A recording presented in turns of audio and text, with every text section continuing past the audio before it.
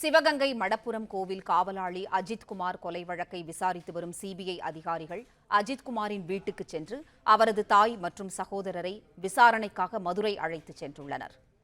செய்தியாளர் செல்வம் இணைப்பில் இருக்கிறார். செல்வம், வணக்கம். கூடுதல் விவரங்கள் என்ன, சொல்லுங்க.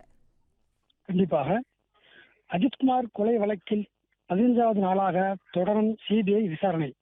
2வது முறையாக விசாரணைக்காக அழைத்துச் செல்லப்பட்ட அஜித்குமாரின் தம்பி நவீன்குமார், அம்மா மாலதி சிவகங்கை மாவட்டம் திருப்புரம் அருகே உள்ள மடப்புரம் கோவில் காவலாளியாக பணியாற்றிய அஜித்குமார்.